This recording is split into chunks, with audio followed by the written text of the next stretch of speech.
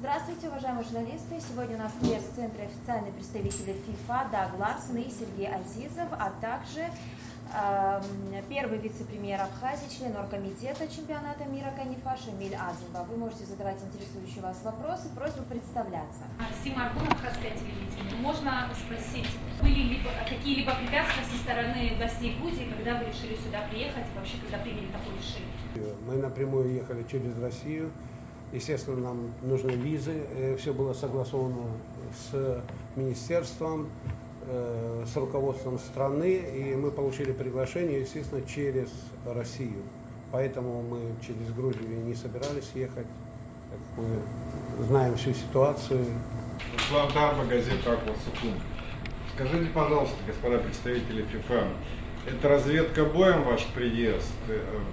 Простое праздное любопытство, или же вы высматриваете будущих членов ФИФА? Спасибо. I got to know CONIFA at 2014 when the World Cup О чемпионате КОНИФА узнал в 2014 году, когда он проводился в Швеции. И узнал о том, что абхазская сборная принимает участие в этом чемпионате, узнала желание абхазской сборной участвовать, и также желание принимать участие и в чемпионатах ФИФА, но только сейчас появилась такая возможность приехать сюда и поучаствовать в этом процессе уже в том месте, где непосредственно проходят эти матчи и сам чемпионат. У него есть желание пообщаться с политическими лидерами этой страны, пообщаться с ними, с тем, чтобы узнать их отношение к этому процессу и узнать лично о их стремлении участвовать в чемпионатах ФИФА. I recognize that CONIFA consists of many Я знаю, что маленькие страны и меньшинства хотят, чтобы о них узнали как можно больше людей в мире. И футбол — это один из способов заявить о себе и показать себя, потому что о футболе знают все в мире. Наид Гагарян, газета «Чеченская правда». Скажите, пожалуйста, ваше присутствие сегодня в Абхазии означает, что спорт вне политики? When people meet on the field and playing football, they are coming here as friends. They don't bother about political conflicts or so. We are all friends when we meet in the fields. Когда люди встречаются на поле, они не думают о политике. Мы все друзья, мы пришли для того, чтобы посоревноваться. Хочу слово предоставить первому вице-премьеру Абхазии Шамилю Азимбу, пожалуйста. Во-первых, хочу поблагодарить журналистов всех. В первую очередь, конечно, само собой местных, но в первую очередь приезжих наших гостей за внимание, поблагодарить наших друзей из ФИФА, которые приехали поучаствовать в этом мероприятии, и не только. Не зря Руслан Михайлович Тарба задал такой вопрос. Конечно, вопрос о том, вхождении Абхазии в ФИФА и, естественно, УЕФА для нас очень актуальный. Дело в том, что мой коллега вот сейчас расскажет, что у нас идет уже переговоры с ФИФА, связались с ФИФА, что мы были у истоков этого чемпионата мира КОНИФА и с самого начала и в Остерсунде, и в Швеции, вот, и в организации. Мы были здесь в октябре, в начале октября, так, да, было? Да. И, да, участвовали в организации, вот, и так как мы уже связались с ФИФА, и мы считаем, что Абхазия — это вполне достойная страна, которая может представить ФИФА, так как есть своя земля, свое правительство, свой язык. И помимо этого есть качество игры футбола. Здесь народ любит футбол, выросли, здесь легендарная страна для мирового и советского сообщества. Поэтому мы сейчас ведем работы с ФИФА, мой коллега Даг Ларсон уже ведет переговоры с ФИФА. Вот, это вы слышали мнение наших друзей, да, могу их так назвать, скажу мнение нашей абхазской стороны. Вот. Я не буду в ретроспективу уходить, а в истории нашего футбола, о том, умеем ли, любим и так далее. Я думаю, что это вопрос не обсуждается. Это все однозначно. Теперь, как стать им? Был тут вопрос задан членам ФИФА. Был задан вопрос первый, да, вот по поводу политики, над политикой и так далее. на самом деле пытаются, я так, по крайней мере, декларирую, что футбол, спорт это вне политики. На самом деле политика еще какая. К сожалению, двойные стандарты не обошли и этот вид спорта, в частности, да и вообще спорт. Но вот, и вообще так удивительным образом Абхазия связана с судьбой, скажем, Косово, да, наверное, может, все знаете или нет, да, не прямо, но опосредованно. Косово приняли в ФИФА в нарушение всех норм, правил и так далее. То есть по тем нормам, которым нам отказывали, им разрешили. Как вы помните, в 2008 году случилось то же самое, политическое признание Косово, это отдельная ситуация, и тем не менее это привело к тому, что признали и Абхазию тоже. Я думаю, что здесь вот такое у меня предчувствие, что здесь сценарий может повториться. Сербия подала в суд на ФИФА за то, что они нарушили условия регламента. Ну, основным условием членства в УЕФА, в частности для европейцев и ФИФА, это представительство в Организации Объединенных Наций. Вот. Сербия подала в суд. Если Сербия этот суд выиграет, естественно, все вернется как было. Если Сербия его проиграет и Косово останется членом ФИФА, я думаю, что просто будет верхом несправедливости и неправильно по всем критериям, моральным, этическим, правовым, историческим и так далее, чтобы нам туда путь закрыли. Мы строим государство, строим его, естественно, в сложных геополитических ситуациях, происходящих сегодня вокруг нас в мире. Вот. Тем не менее, мы намерены, мы закрепимся не только на политическом небосклоне, да, мировом, но в том числе и на спортивных аренах, в разных видах спорта. Слава Богу, потенциал, все же наша малочисленность у нас есть. Мы сможем не только в футболе, может, сразу чемпионами не станем, но, по крайней мере, играть достойно мы сможем. Ну и в других видах спорта, силовых, борьба, там, бокс и так далее. У нас есть достойные, говорится, продолжатели наших традиций. Мы входили в состав советского спорта, но при этом вклад Абхазии был немаленький. Хочу сказать, я немного, это не останавливаю. Да, я хочу сказать, что в процентном отношении, если взять, да, футболистов, которых воспитала абхазская земля в состав сборной СССР, мы то ли на втором, то ли на третьем месте, при том, что мы малочисленны.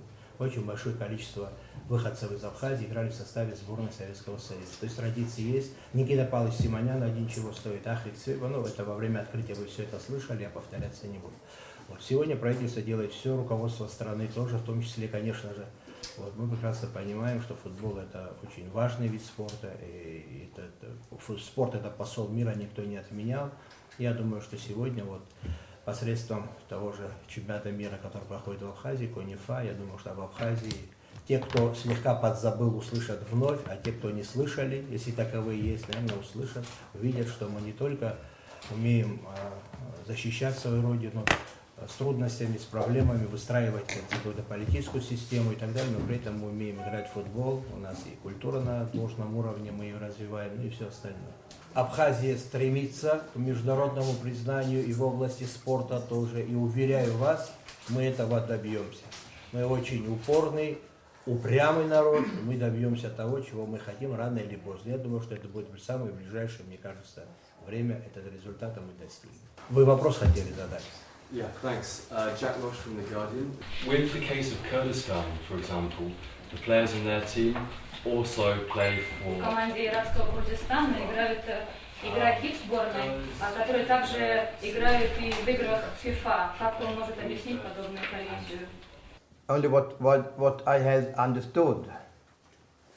Насколько мне известно, как я это обсуждал с президентом КОНИФА, это разрешено одновременно играть и в сборной FIFA и КОНИФА. Это все, что я могу сказать. Страховка, которую он использует, являясь представителем FIFA, может ли она быть использована как в случае, если какие-то вопросы и проблемы возникнут с КОНИФА? В этом случае мы ответили, что нет.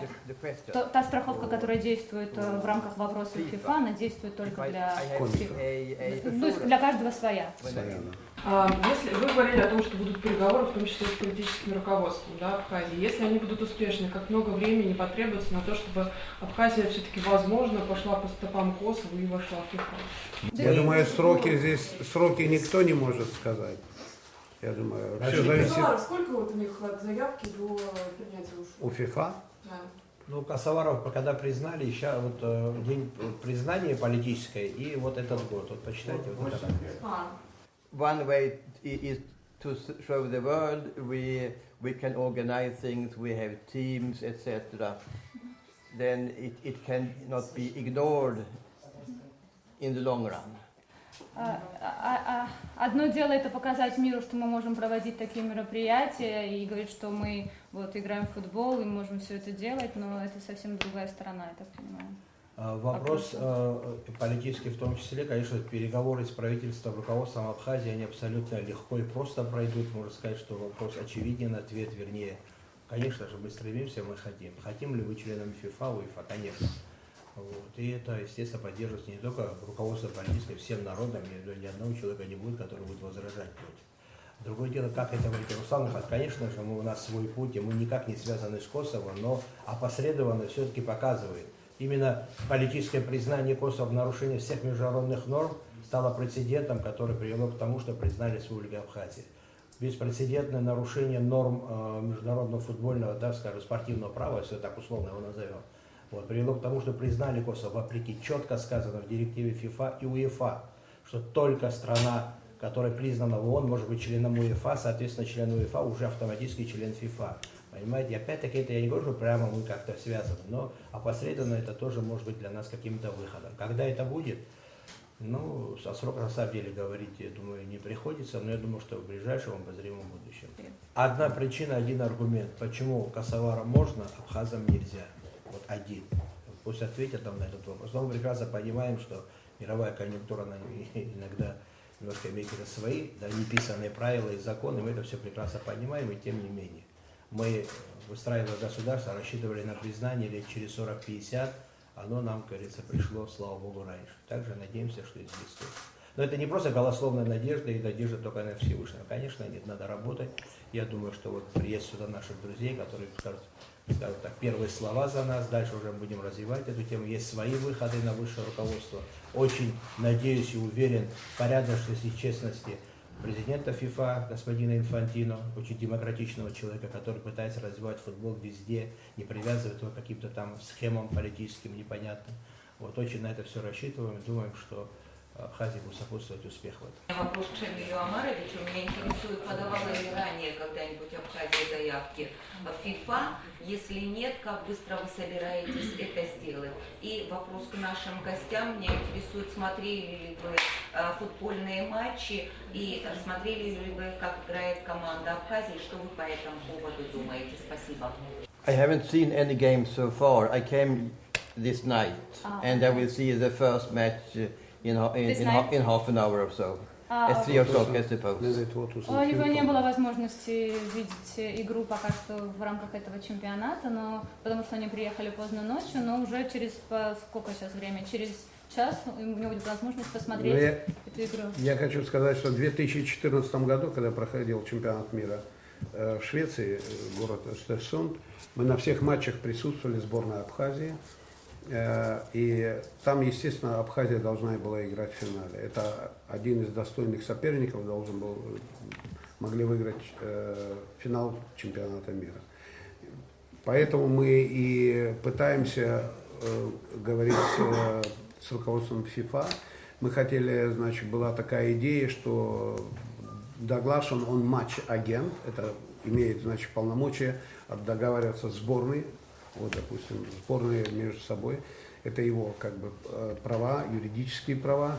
И у нас возникла идея, что под эгидой ФИФА, которые команды, чтобы сыграла с Абхазией, показать, что настолько достойна сборная Абхазии, что есть качество, квалитет игроков и плюс руководство команды.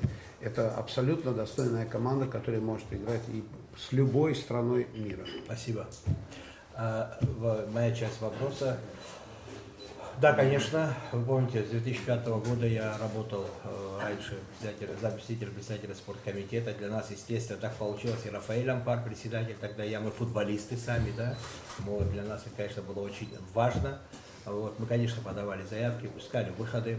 Президент Федерации футбола Леонид Зябщева даже письма не раз направлял, выезжал в Российскую Федерацию. Знаете, в мире спорта, я сказал, так политизировали, что определенные ситуации, нужна какая-то такая поддержка нужна, что ли, других федераций. Естественно, наш союзник, Российская Федерация, обращались туда, и были попытки, но нам четко указывали, что вот, извините, вы не член ФИФА, но пытались какие-то вот переговоры проводить.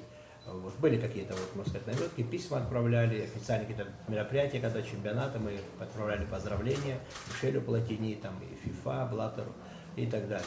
Вот. Но они нам указывали, вот вы не признаны, не признаны. Ну, сейчас как они будут выкручиваться, эта ситуация, какие они слова найдут, я не знаю. Но, смотрите, есть прецеденты. Хорошо, вот, прежде чем Косово стало членом ФИФА, пока по решению этой федерации футбольной, она имела право на проведение официальных матчей под эгидой ФИФА, официальных товарищеских матчей. То есть это с разрешения ФИФА. Это очень, там они очень четко все регламентировано, такая иерархия четкая. Вот. Более того, Каталония, часть составной Испании, в год один матч проводит со сборной Аргентины под эгидой ФИФА.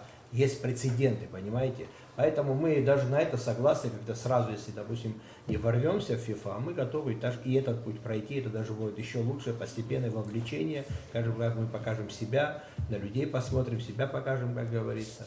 Вот. Поэтому я думаю, что мы это делали и продолжать будем. Более того, по окончании, я очень надеюсь, что турнир для нас пройдет удачно.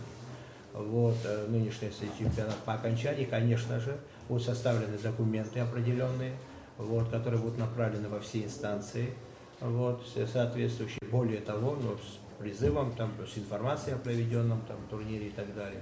Вот, и очень, говорится, надеемся, чтобы... Но, как я уже сказал, мы, конечно, ожидаем решения Международного суда по Сербии, по претензиям Косово, к Федерации футбола, вернее, Сербия к ФИФА, с претензией о признании. Естественно, все это дело может потом, говорится, сложив в одну корзину, мы будем уже иметь более четкий результат. For Mr. Larson, I'm sure we're all familiar here. Нам известны скандалы, которые происходят в рамках ФИФА, и есть будут какие-то советы, как избежать подобных коррупционных схем, из которых возникают подобные скандалы. It is established, I think, 2013. And you have that kind of organization, etc., and that kind of people. You see Per Anders, for instance, he's the president, and the organization, they are very fair. КОНИФА это совсем другое, в отличие от ФИФА, и КОНИФА была создана в 2013 году, у КОНИФА есть президент, он очень справедливый, поэтому подобное не должно произойти с КОНИФА. So you see a difference between the leadership of FIFA and the leadership of CONIFA? То есть вы видите разницу между руководством КОНИФА и ФИФА? I didn't understand. Just please. You see a difference between the leadership of FIFA and a difference between the leadership of CONIFA? It is completely different. Yes. Да, это совершенно разные. Nothing to do with each other. Я думаю, это И очевидно. мы ничего не можем с этим КОНИФА сделать. построена на более демократических основах. Там участники в основном тоже решают большую часть. Поэтому конфликты всегда были, есть и будут. Но как кто идет каким путем к этому, это другой вопрос. Я знаю, что у вас не было, когда открытие церемонии было, но тем не менее, я думаю, что вы какие-то отрывки успели увидеть, посмотреть. Вам понравилось и каковы ваши впечатления? I was occupied on К сожалению, с пятницы по воскресенье он был очень занят, у него не было никакой возможности отслеживать церемонию открытия, потому что они были вовлечены в футбольный турнир, где принимали участие известные всем команды Ювентус, Челси и другие. Поэтому не было возможности отслеживать церемонию открытия, но сейчас он находится здесь, он приехал сразу по завершении этого турнира, находится здесь, он открыт ко всем мероприятиям и будет следить за всем, что происходит здесь. В завершении, прежде чем завершим, я хотел бы поблагодарить еще раз господина Азизова, господина Ларсона, которые приехали сюда, журналистов, в первую очередь, конечно, наших гостей, которые приехали из-за рубежа, для того, чтобы обратить внимание, рассказать об Абхазии, об чемпионате нашем, проходящем здесь. Большое вам всем большое человеческое спасибо. Вот. Ну а, в принципе, те проблемы, которые мы обсудили, в ближайшее время, я думаю, жизнь покажет, к чему все это приведет. Самое главное, футбол — это праздник для абхазского народа. Он изголодался. Абхазский болельщик помнит великие матчи на наших полях.